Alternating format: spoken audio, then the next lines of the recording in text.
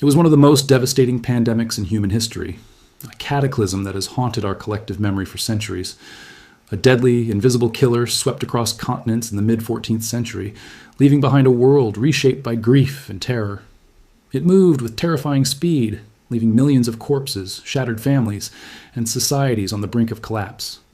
Known as the Great Mortality, the Great Pestilence, and most enduringly the Black Death, this mysterious plague killed an estimated 50 to 60% of Europe's population between 1347 and 1353.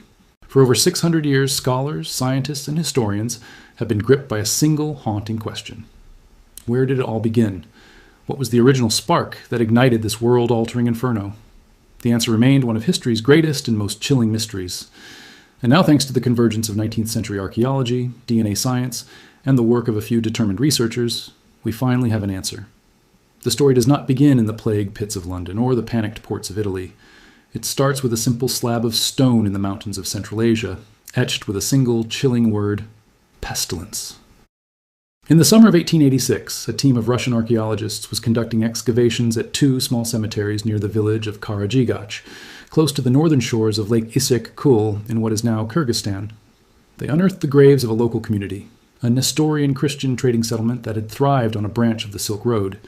They uncovered dozens of stone-marked graves dated to the years 1338 and 1339, a crucial detail, as this was nearly a full decade before the Black Death was first recorded arriving in Europe. Among the gravestones was an inscription in ancient Syriac that read, "This is the tomb of the believer Sanmak. He died of pestilence." The word stood out, pestilence. In medieval times, this was a vague but deeply ominous term, a catch-all for any horrific disease that could wipe out a community. The original archaeologists noted their findings, took records, and brought the skeletal remains back to Russia for storage. But then, like so many historical clues, the evidence was filed away and largely forgotten, sitting in the archives of a St. Petersburg museum for more than a century.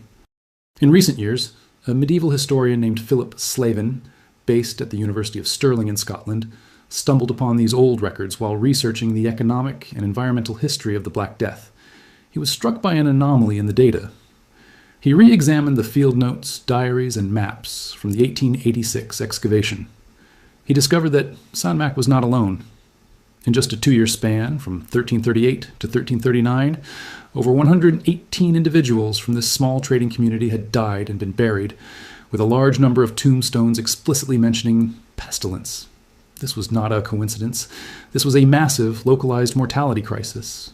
He was almost 100% certain it was the beginning of the Black Death, but there was no way to prove it, at least not without DNA. A historian's conviction, however strong, is not scientific proof. To bridge that gap, he would need to find a way to reach back across 8 centuries and test the very remains of the dead. Enter paleogeneticists at the Max Planck Institute for Evolutionary Anthropology in Germany. When they heard Slavin present his findings, their reaction was immediate. This could be it. This could be the source. Their team was already deep in the hunt for the plague's origin. They had been building a massive genetic family tree for the plague bacterium, Yersinia pestis. By collecting and sequencing over 1,300 samples from both modern and ancient sources, including rodents and human victims from across the globe, they had made a critical discovery.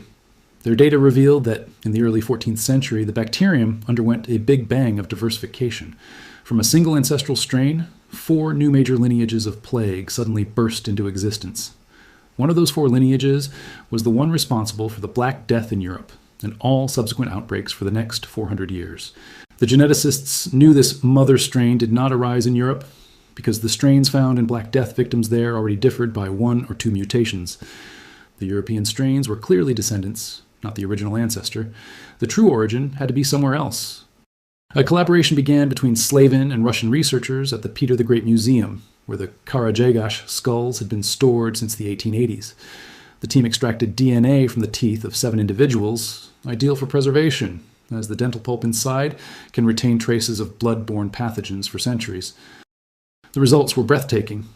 In the DNA extracted from 3 of the 7 individuals, they found the unmistakable genetic signature of Yersinia pestis. The team had its smoking gun. The pestilence of 1338 was, indeed, the plague. Even more stunning was what came next. After sequencing the ancient bacterium's full genome, they compared it to their global family tree of plague strains. What they found was a perfect match. The strain from the 1338 AD Kyrgyzstan victims was not just a plague strain, it was the ancestral strain. It sat at the exact point of origin for that Big Bang event. It was the mother of them all. They had found the ground zero of the Black Death. With the time and place of origin now confirmed, the next question was how? How did this bacterium, living quietly in its animal hosts, suddenly leap into the human population with such deadly force?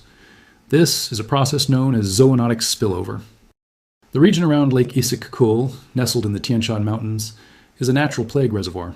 This means the bacterium naturally and continuously circulates among vast populations of wild rodents, such as marmots, great gerbils, and voles. The researchers propose that a sudden change in climate, perhaps unusually warm and wet springs, caused the local vegetation to flourish. This, in turn, would have led to a population boom among the rodents. More rodents meant more fleas carrying Yersinia pestis. This crowded, thriving ecosystem created a perfect storm of opportunity for the bacterium to jump to a new host, the humans living and trading in the area. A marmot, hunted for its meat or fur, could have been the initial bridge. The final piece of the puzzle was the journey.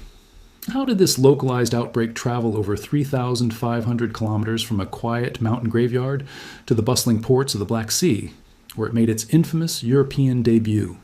The graves themselves offered the final clues. Slavin's meticulous research noted that many of the people buried in Karadzhigah were interred with goods from far-off lands, pearls from the Indian Ocean, coins from Iran, and other artifacts from across the Mediterranean. They were not isolated villagers, they were traders, part of the interconnected network of the Silk Road. Probably, their camel caravans, laden with goods, were traveling west. Hidden within the cargo or among the travelers' belongings were likely black rats, and on those rats were infected fleas. These caravans became vessels of contagion, carrying the plague from one settlement to the next, in a slow and invisible march of death across Central Asia. Eventually, this deadly chain reaction reached the Crimean Peninsula and the besieged port city of Kaffa in 1346. There, historical accounts describe the Mongol army catapulting the corpses of their own plague victims over the city walls, one of the earliest and most horrifying examples of biological warfare. The Black Plague then spread rapidly from Kaffa to Europe via Genoese trading ships carrying infected black rats and their fleas. Europe was particularly vulnerable due to a recent explosion in its rat population. Densely populated and unsanitary medieval cities provided an ideal habitat for these rodents, creating perfect conditions for the disease to devastate the continent. This discovery transforms a forgotten cemetery in Kyrgyzstan into the epicenter of one of humanity's darkest chapters. It reveals how a microscopic bacterium, born in the rugged wilderness of Central Asia, altered the course of civilization. Thanks for watching. If you enjoyed, don't forget to like, subscribe, and explore more discoveries that continue to reshape our understanding of the world. Until next time.